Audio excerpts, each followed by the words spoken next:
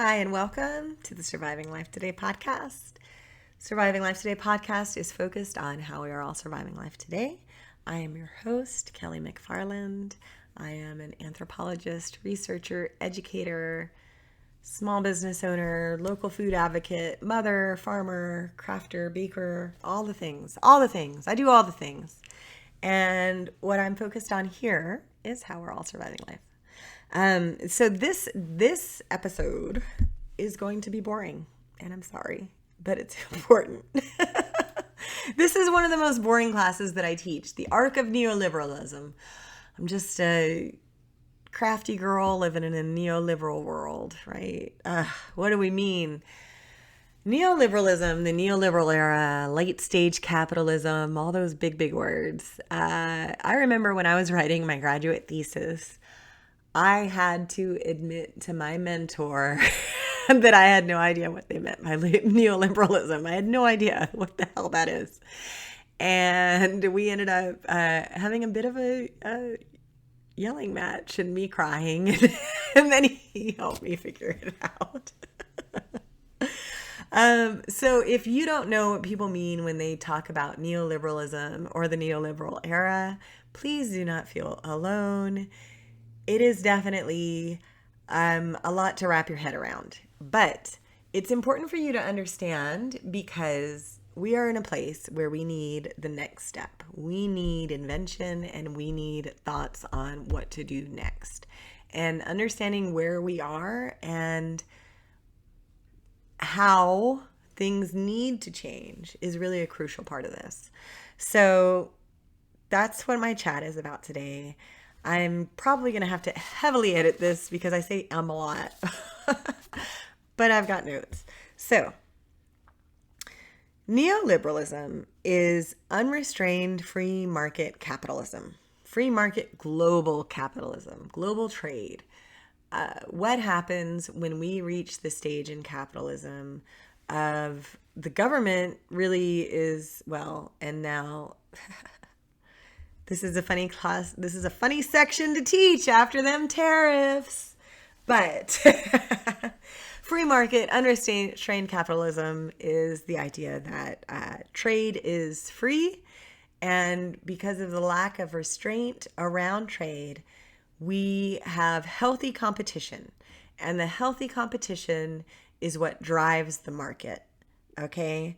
No government regulation. It's supposed to be a privatization of public services.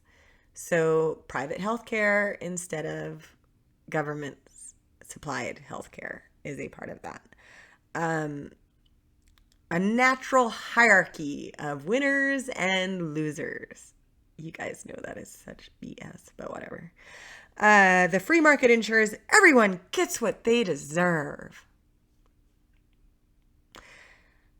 And then Margaret Thatcher, famously, a famous quote from her is that there is no society, only individuals. And yes, I like doing mean voices about people.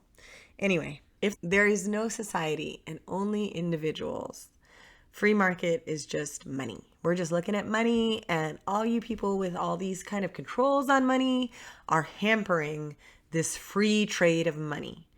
Neoliberal era is the idea of money being traded freely. We can buy what we want. We can spend what we want. We're in control. Arguments against the neoliberal era is that it exacerbates inequality. People without money have even less money because the people with money take advantage of them. It ignores discrimination and oppression. It ignores the fact that people are biased and will spend their money in certain places because they like those people better, not the product. It ignores all of this, okay? It's detrimental to the environment, which our environment is failing. The data centers are killing our environment. All of these different things are killing our environment. The administration in charge is pretending that this is not a problem so that they can freely destroy the environment even more. It destroys and undermines the governing mechanisms in which people can participate in democracy. In the neoliberal era of capitalism, if you have money, you can start a business. But if you don't have money, oh, looks like you're just an employee, right? Oh, sorry about you. That's how the free market works. Whew. Right? So another famous quote from old Karl Marx is that the neoliberal era turns the society into a sack of potatoes. Are we individuals or a sack of potatoes?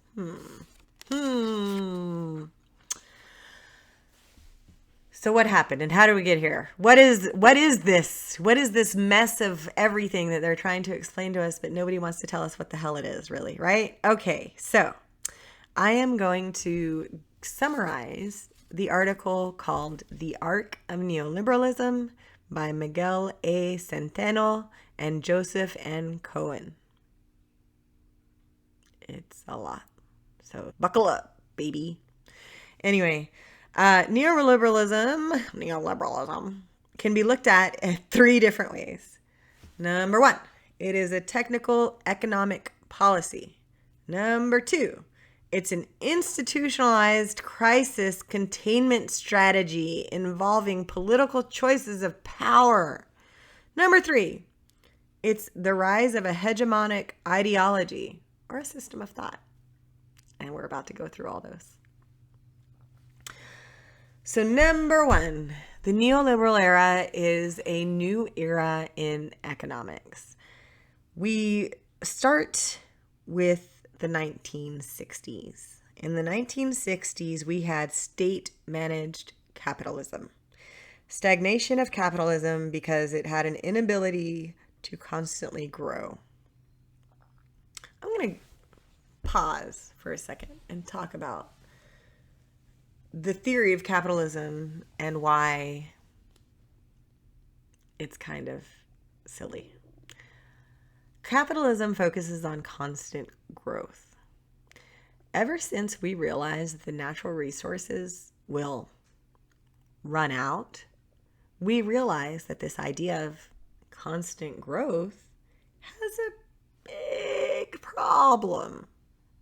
Not only that, but this idea of constant growth leads to the idea that a company that makes, let's say, 10 million in sales is only considered profitable the next year if they make more than 10 million in sales. If they keep making 10 million in sales, then they are failures. Do we see the problem here? Okay. Before I became an anthropologist, I worked at a distributor of car parts. And we would get a new CFO every 2 years. Why? Because the new CFO in the first year would project growth and come up with their plan for growth, which a lot of the time with new people in the position, they have a new direction and a new plan where they can show that growth is captured. After the first year, they would implement the same plan again. And we would not grow further because it was the same plan again. So they would get fired for not causing more growth.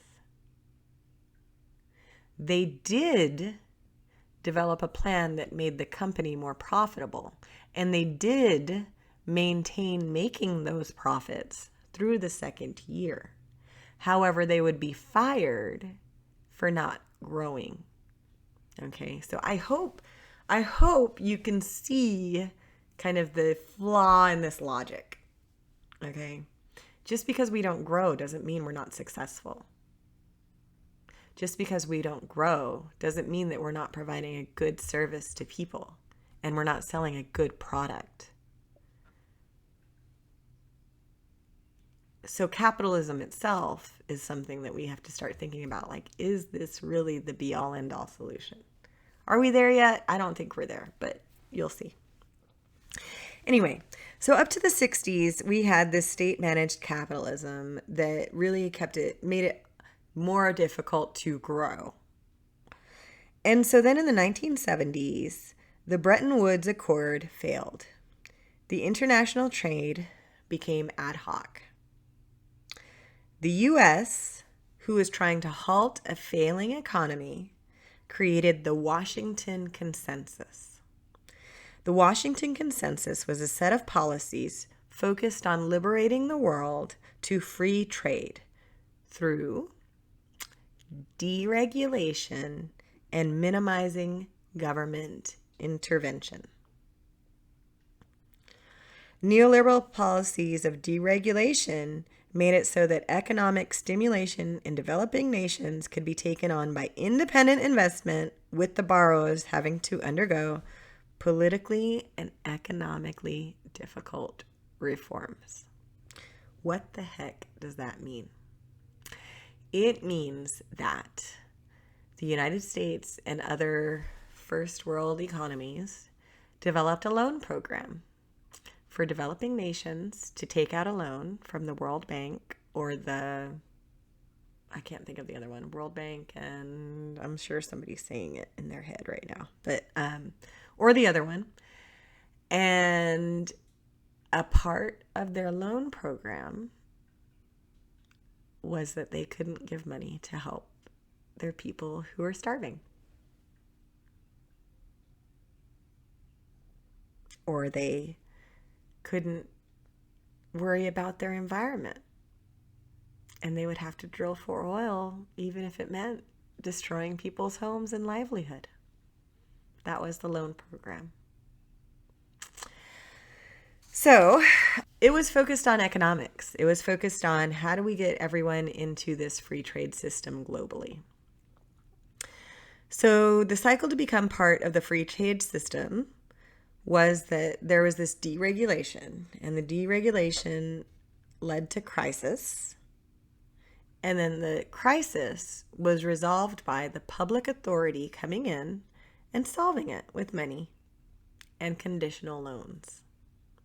The conditional loans were on the idea of you have to follow these rules and only spend this money for these specific things, or you are in breach of the loan. This, in creating these loans and deregulation, all of that, at the time was not considered a problem in neoliberalism. It was considered the problem that it was solving. At that time, the United States became very aggressive in seeking international footholds. This led to the 1997 East Asian banking crisis that led to global panic, and it caused Russia's default. In 2000, the U.S., who thought they were safe from this, had Enron, WorldCom, Adelphia, and Tyco complicit in highly sophisticated automated training schemes where they stole billions. Okay? So the 2000 solution was the Sarbanes-Oxley Act. They blamed the problem on declining competition in markets. And then they said that this Sarbanes-Oxley Act would solve it. In 2008, if you recall, we had the U.S. market collapse. In the U.S. market collapse, that was because of the balloon home loan program. Under the failure of the home loan system, which created way too much risk, but with all the deregulation was safely hidden, the risk was hidden until it was too late. I only heard about the home loan collapse when it was collapsing. I didn't even know those balloon payment loans were a thing until I heard about the collapse. We even have Alan Greenspan on a quote, on a recording, the head of the Federal Reserve at the time, saying that he was mistaken in encouraging the program through a series of federal bank liquidations known as the Greenspan put. He encouraged this high-risk investment. After the collapse of housing in 2008, financially, assets worldwide declined by $50 trillion. At that point, we know that the neoliberal economy is a failed approach and we need a new one. That was 18 years ago. And we are still in the same place. Bitcoin and all this cryptocurrency is the same exact thing. There is no change. Okay, neoliberalism, free trade economy, a way to get all of the governments in the world to participate in this free trade global system through basically scamming them. Point 2, neoliberalism is an institutionalized crisis containment strategy involving political choices and power. What are the politics of neoliberalism? How did this become a political and economic strategy? Okay. So in the 1970s, I've already mentioned, neoliberalism was said to be the answer to a stagnating economy, because capitalism is always supposed to grow. Okay? So the approach, creating neoliberalism and creating free trade globally, let's fool them all into taking loans and not feeding their people so that they can participate. That made it so capitalism could keep growing, because it wasn't just the United States anymore. It wasn't just these first world nations anymore. Now they could take advantage of everyone. Okay? They said that this was, number one, to restore state solvency and financial stability by privatizing the world. Y'all, what have we been sold? Anyway. Number 2, it was the big change provided cover for all of the policy changes, right? So remember when I said the loans are conditional?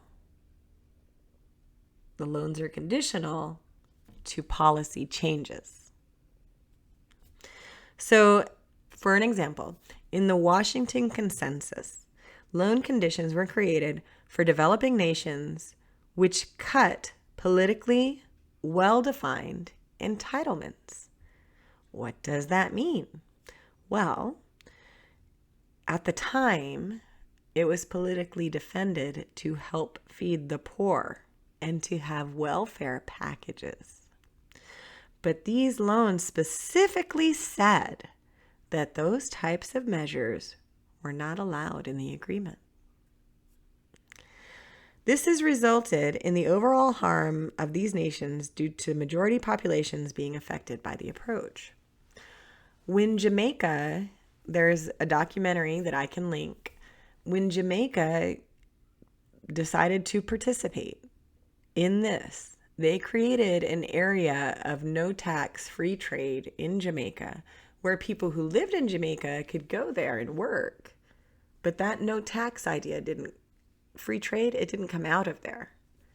And then that no tax free trade place was taking advantage of all the people and underpaying them and not helping them to reach first world status. It was taking from them.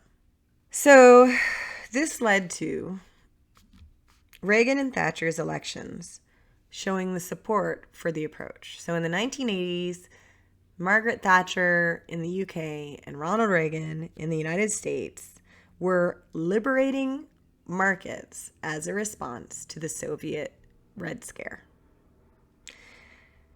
Their allies would be free trade only. And the trade, if they took these allies into this idea of free trade, it would make it so that those allies couldn't trade with the Soviet Union, because the Soviet Union was based on communism and not free trade. Okay? That arguably made the Soviet collapse possible. In the 1980s, the Arc of Neoliberalism really grew in support as an answer to communism. Not only does power start to go towards the employer, towards the people at the top, but we also saw the breaking of unions in the 1980s. That was 1981, Reagan with the U.S. air traffic controllers. The air traffic controller union was striking in order to, I think it was probably about days off and rest, and might have been benefits. But they were ordered to return, and their union was basically, the president of the United States said, I don't care about your union, which is against the economy of the United States. And then Margaret Thatcher in 1985 did the same thing to coal miners in the UK.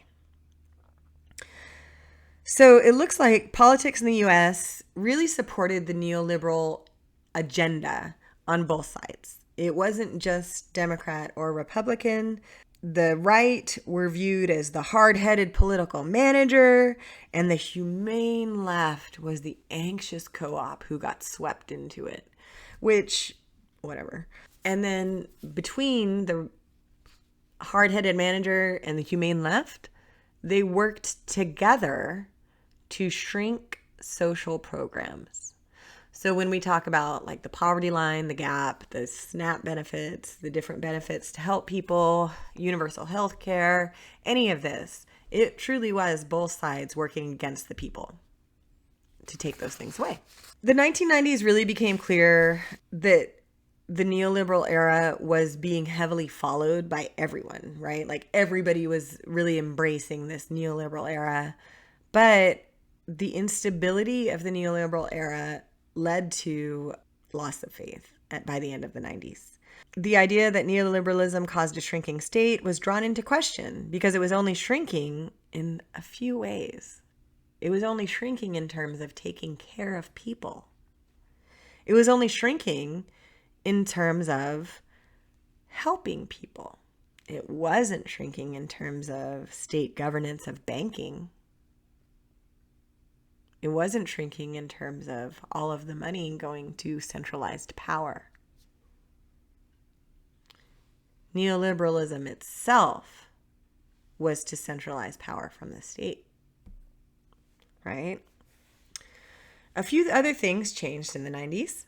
A small number of internationally competitive firms began to dominate interests, okay?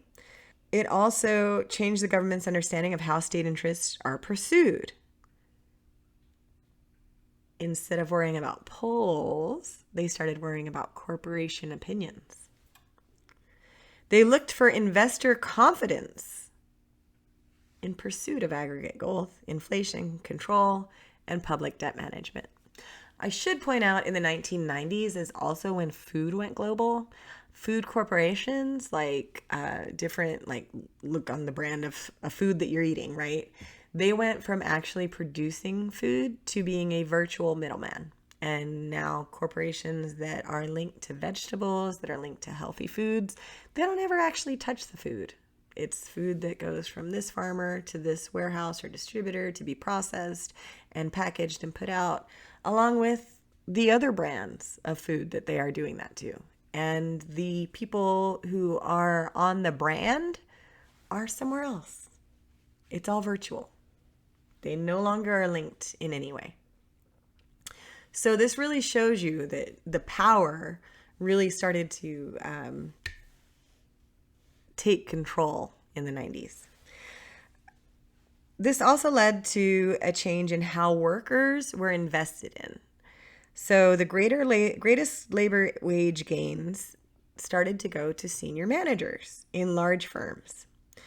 Middle-class workers were often the hardest hit, having lost once gainful manufacturing and public sector job opportunities. Many developed countries' labor markets underwent a bifurcation, which means the privileged people took the top and the people who were in the middle that were not privileged went to the lower class. And so this is what we call a K-shaped economy because I guess this way, I don't know which way it's going to be. It makes the letter K when you look at it because the rich get richer and the poor get poorer. Regressive taxes and loan programs also exacerbate these inequalities by making the people at the bottom pay more in taxes. They're actually like harder hit to pay more of their income. The same with, almost anything that you can think of. If I have $20 and you have $200 and it's a $5 fee, that's a quarter of my money. And that's less than 5% of your money, right? 25% of my money, less than 5% of yours, right? So that's what we mean by regressive. What percentage of your money are you paying into these things? Okay. Support for neoliberalism continued to fail in the early 2000s until the 2008 collapse. And again, like from the last part I covered here, the 2008 collapse really marks when we realize that this is not working. This is not a good solution, but we don't know what to do. So we are now left knowing that this is not the solution, but as of yet, no replacement has been found. And again, that is including cryptocurrency, that is including Bitcoin, that's including all of these different things that is still resting on the neoliberal era and capitalism. That is not changing the system. It is just a different denomination of money. Okay, so moving on, same article, the third point, the culture of neoliberalism. Now, this is really key here because the culture of neoliberalism, the culture around anything academic, largely there's a 20-year lag. And if you want, you can watch my video about understanding race, where in some things like the Human Genome Project, it's been more than 20 years and we still aren't teaching it in grade school, right?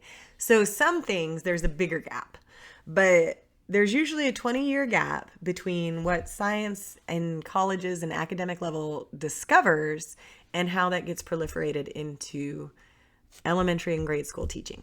Okay. So it's been 20 years. Okay. The culture of neoliberalism. Leading up to its creation, the US and European economic powers had a paternal relationship with the whole world, right? Colonialism created a paternal relationship where the US and European countries were like, I'm the dad, right? And I get to tell you what to do, and I get to govern the world. The choices made in neoliberalism really prioritized an approach to governance in all of these different areas of the world that were focused on aggregate growth, stable prices, productivity, efficiency enhancements, and protecting private property. Not prioritized was distributional equality, guarantees of personal income, or access to essential goods and services, leisure time, environmental stability. So the view almost unanimously across the two-party political system from the 80s to the 90s was that we are looking to grow. Business, business, business. Numbers, numbers, numbers. Grow, grow, grow. We want to grow, right?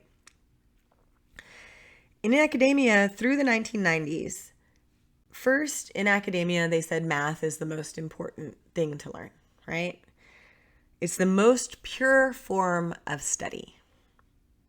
Then, within math, economics was the most important math, okay?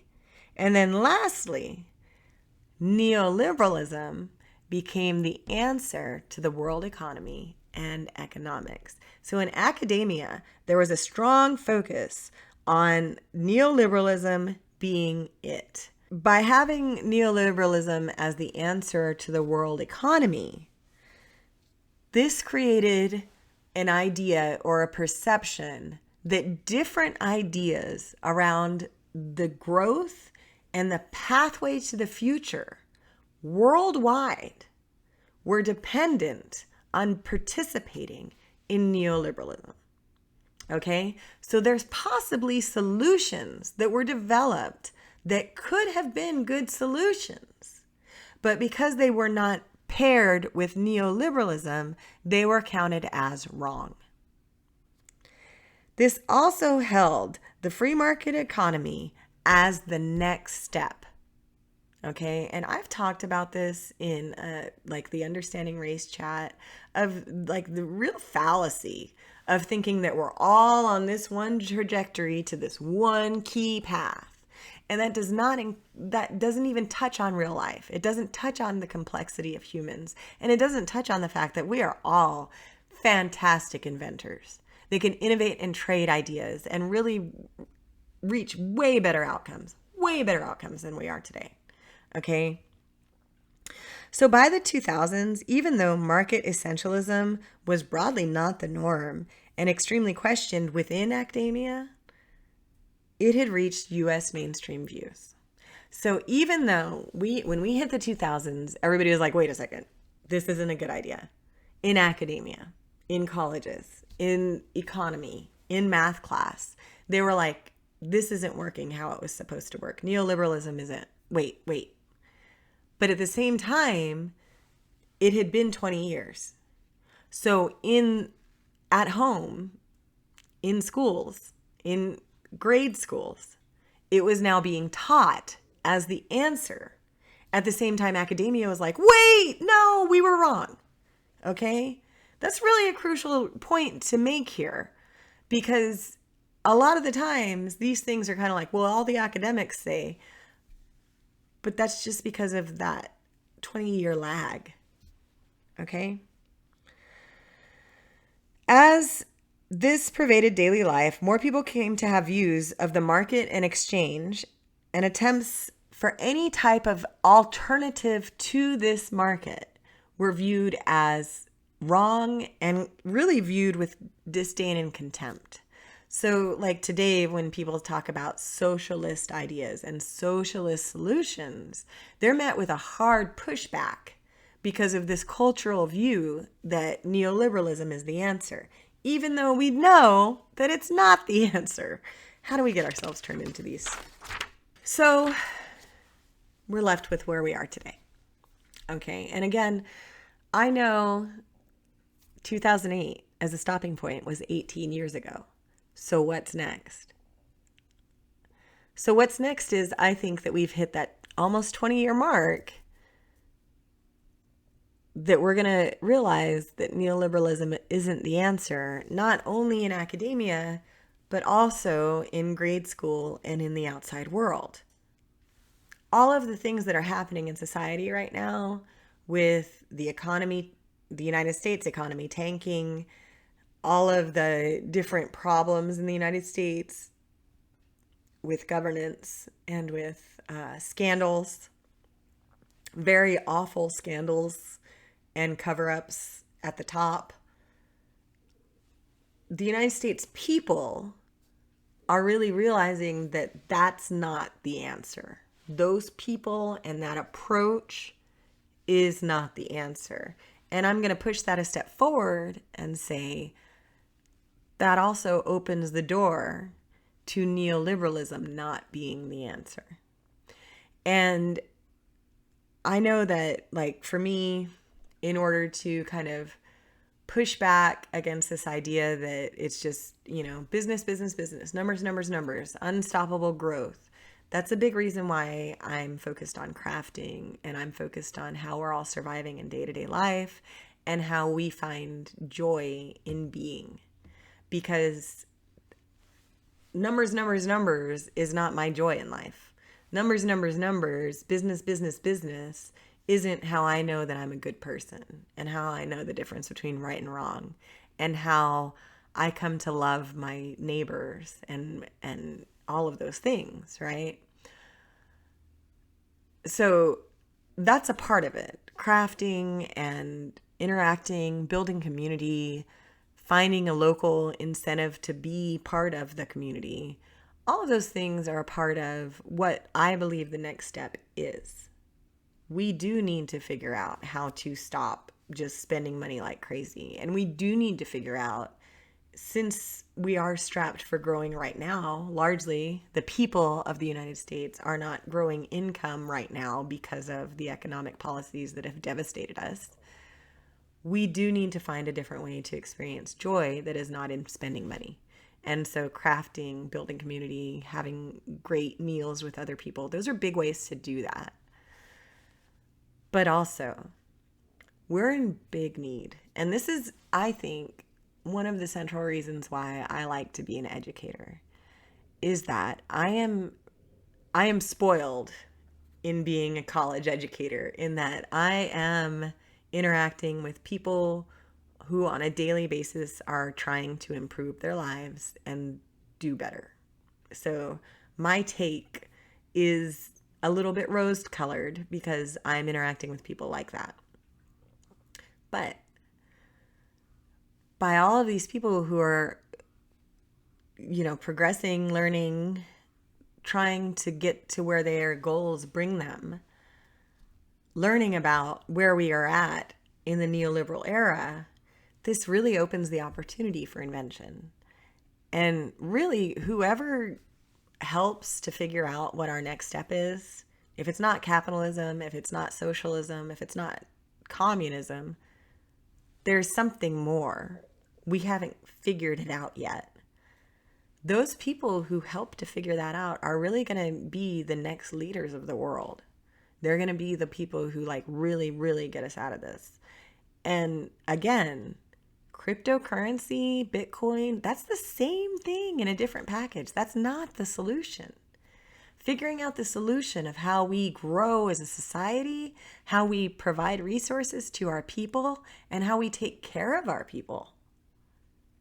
And we learn to be and to exist and to keep progressing. That's where the solution is. Okay? So I know that this is an extremely boring subject. I know thinking about the neoliberal era and how really we've seen the entire world kind of tricked into this game where we're trying to win, money, isn't as enjoyable of a chat as it could be. But we are left at a really crucial point in our development where if you're interested in figuring out the next step, we need you. We need anybody who can give an idea and create a pathway. And if we work together in this, we can really design a fantastic world where we can all be happy. Think of it. Think of how the neoliberal era was really on those foundations of not taking care of people, of becoming a part of this by negating the needs of the people, and how we can refocus now, and how we can really find a really great pathway forward. So I do want to leave on that note. I do want to say, whatever the solution is, I have not seen it yet. And no matter what everybody is out there saying, this is the next step, this is how to make your billions of dollars to participate in the money pit, that's still the money pit. It's still the money pit. That's still not a solution. You might be more comfortable than everybody else who's suffering, but it's not a solution. So what do you think? Do you think that we're going to find that solution soon? I really do. I feel like we're at a point of rapid change right now. And whoever is really thinking about this and really putting the time and effort into this can make huge change. So let me know what you think. Let me know if you have any questions. Please be sure to like, subscribe, hype me up. And I think that's it. So until next time, whatever you're doing, I hope that you survive and thrive in all that you do. Take care.